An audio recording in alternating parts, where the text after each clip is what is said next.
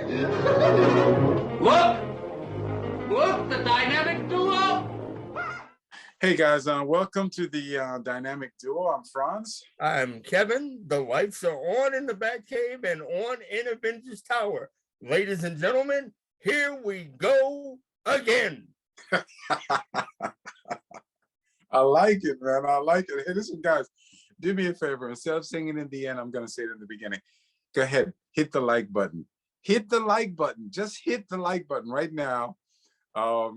Share, comment, let us know, support this channel. I think that the discussions that we're having are important, are good, because they're coming from a place of objectivity and honesty, and we're not playing the game of saying what's supposed to be said.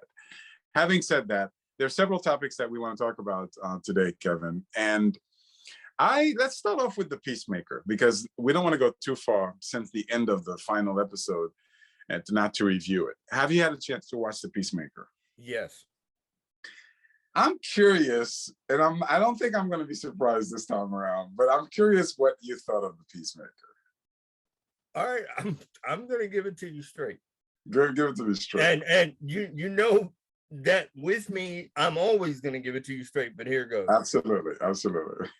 You know that I was not that crazy about the second Suicide Squad movie. I didn't completely hate it, but I wasn't crazy about it. Correct. I have to admit to you, although Peacemaker is not exactly my cup of tea, I enjoyed the show more than I did the second film. I liked it. I'm really hoping, even though they have not flat out yet said whether or not they're getting a second season, although I expect HBO to go ahead and do that. I'm hoping they do. And within that same space, part of what I'm really hoping, and I'm on bended knee for this, I'm not kidding.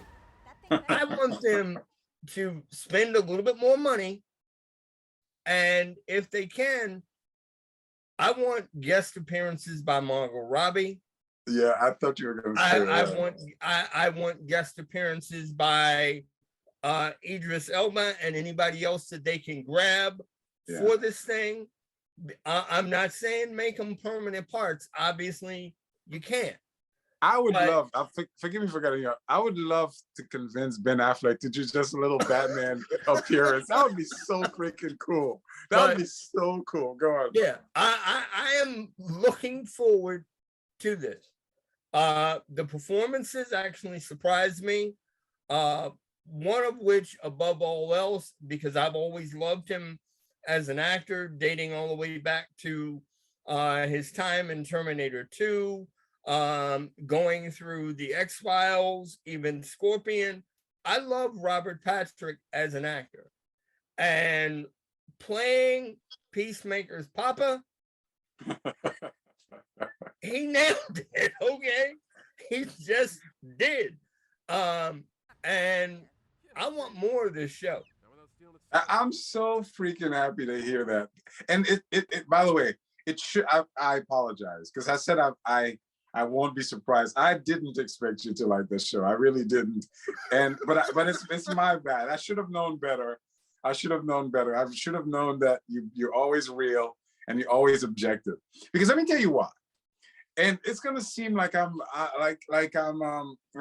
being hypocritical here, but I think I can explain. This show literally goes against every single aspect of my sensibility of what I would like. On paper, I should hate this show. What do I mean by that?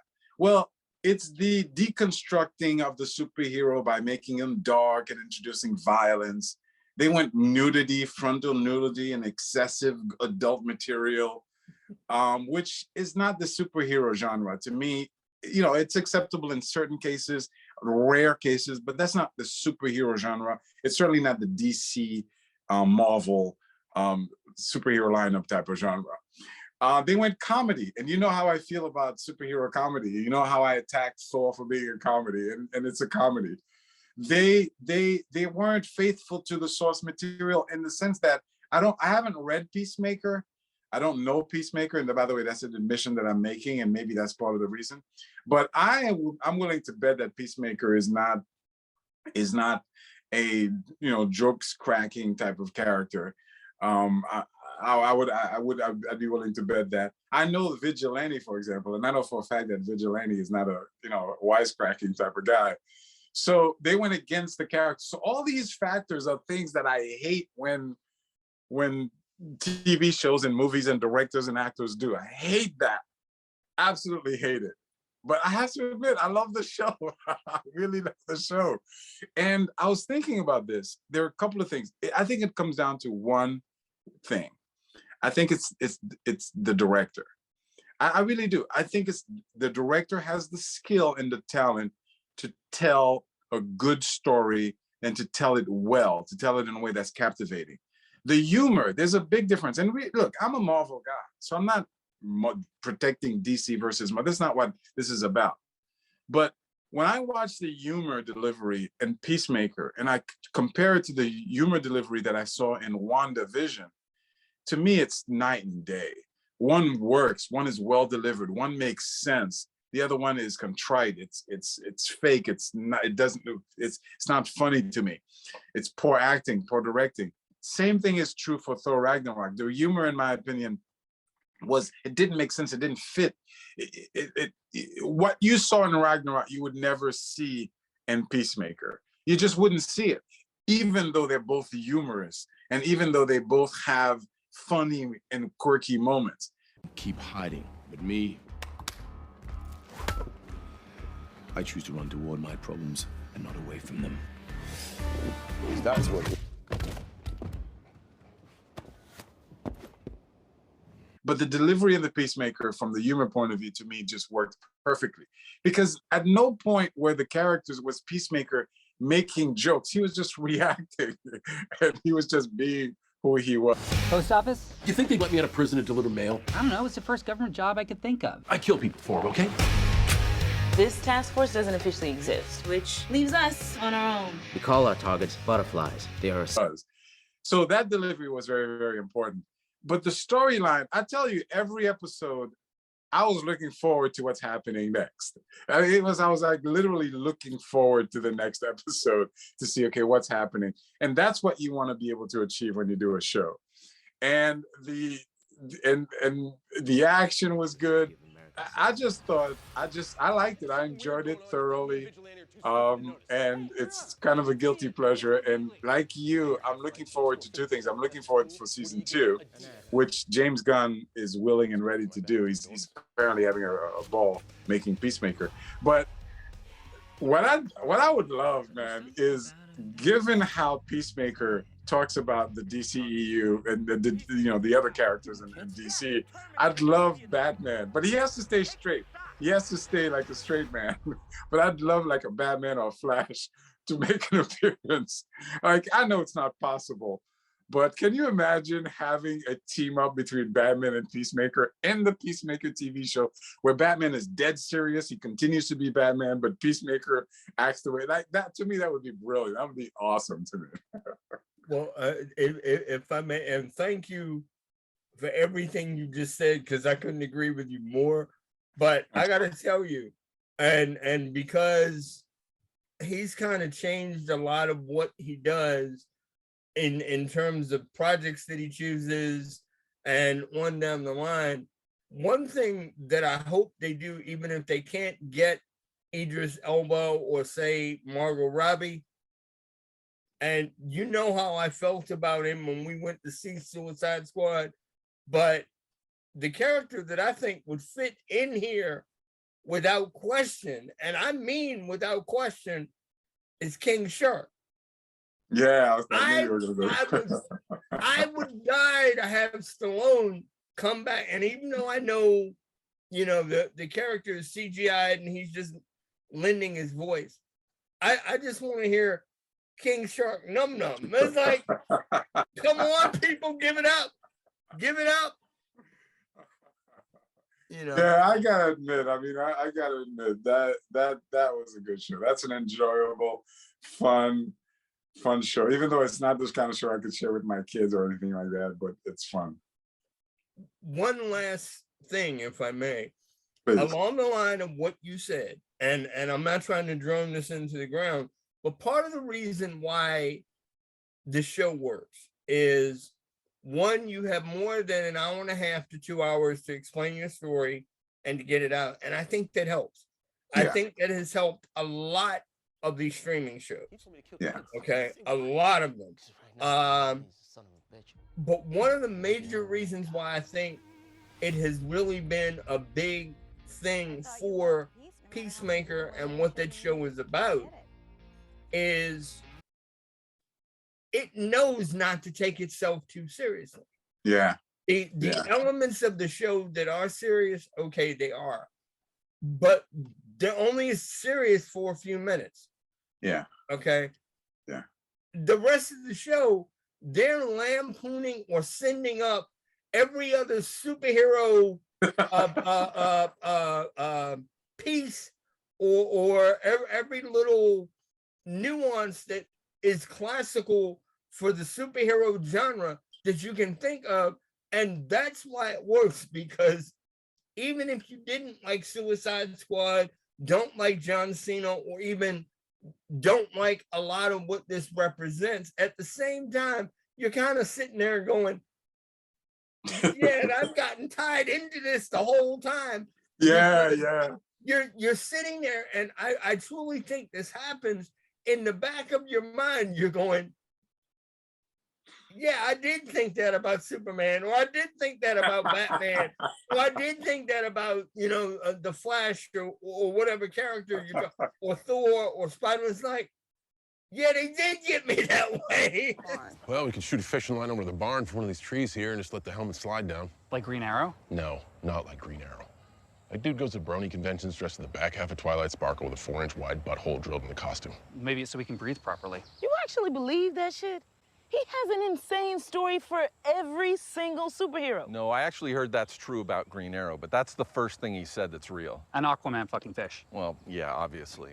And I think that has a lot to do with the show's success. I couldn't, again, brilliantly said, and I couldn't agree with you more. And you've made me realize something. Again, we're talking about the delivery. The fascinating thing, the reason, one of the reasons it's work is because, as you said, there's humor, but there's also heart.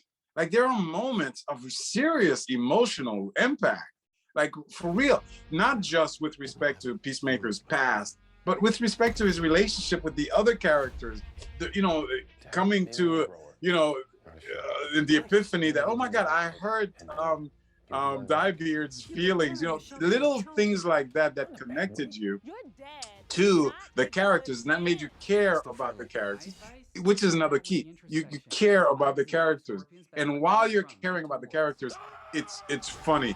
But the funny is, it's not slapstick. It's like, how could I describe it? But it's reactionary. It's like, it's natural. It's real. Like, if they decide to sing in the car, it doesn't seem out of place. And what I love is when someone does something unusual or funny, the other characters will be like, what are you doing? Like, why are you doing that? Like, bro, this is serious. Like, why are you acting that way? So they recognize within the moment that, hey, you're doing something unusual here, as opposed to pretending that that's the way it is. That's where, in my opinion, it fails. If you're pretending that that's the way people just normally act. No, they're like, what the hell are you doing? Stop it. You know what I mean? Or what you said hurt my feelings, which is even deeper, which is even a deeper thing. I love the scene, for example, where they get Eagle-E, and they're trying to talk to Eagle-E And the bird is looking at him like, whoever the trainer is for the bird, I give him a lot of credit. That's not a real bird. That can't be a real bird. That can't be a real bird. I think one or two of them are, and then the rest of them are CGI. Oh, is that right? Okay. I do love the bird's reactions, because the bird looks at him like, what's wrong with y'all? By the way, so for those who haven't seen the show, this is a perfect example of what we mean by the delivery. So they're saying, look, we can talk to the bird and get the bird to do something. But with people in the group are like, what are you talking about? You can't talk to a bird. That doesn't even make sense. It's like, no, trust me, I can talk to the bird, eagerly can understand. So they're like, okay, show me what you've got. So already it's funny, but it's not funny in an insulting way, because the people within the show are saying that doesn't make sense. And they're talking to Eagerly, and Eagerly's looking back and forth like, what? And then Eagerly picks up the helmet, and they're like, oh my God. Like, wait, he actually listened, he actually understood us. And he flies off with the helmet. And they're like, oh, he's gonna do it, And then Eagerly flies off. And it caused them to have to look for the helmet. Like, it wasn't just something that happened, we forgot about it. It really changed. The helmet, yes. Look, it doesn't even matter. We don't have any bows. But we do have a team member capable of flight. Get the fuck out. That's right. Good, okay. I need you to take that helmet and drop it on top of that barn. No way can an eagle understand what you're saying. Oh, Eagle's no ordinary eagle. No, Eagly, take it. No, Eagly, just take the helmet. Take it. Take it. I know you don't like her. The mean blonde woman has nothing to do with this. Right. No. Eagly. No. Take the Eagly, helmet. Take the helmet. Eagly, take the helmet. Eagly, take the helmet. Good, Eagly, good. Good boy.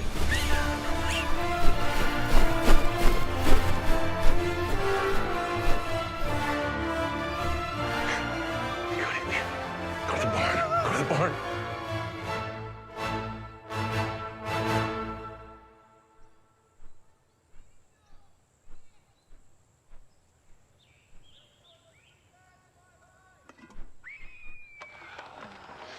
Shit. I knew there was no way he knew what you were talking about. Peacemaker is a great guy in almost every way, but his biggest flaw is that he commonly overestimates Eagly's abilities. Okay, they could be teleporting this cow at any minute. We need to fan out and look for the helmet. I gotta give James Gunn props. I mean, to me, that was fun. That was awesome. That was beautifully done, even though it literally contradicts every single one of my sensibilities. And the only question I have left is, I wonder if I would like Thor if it was done that well. That's the only question I have. I don't know the answer to that question, to be honest with you. To be honest with you. But guys, listen, I hope you guys enjoy the conversation.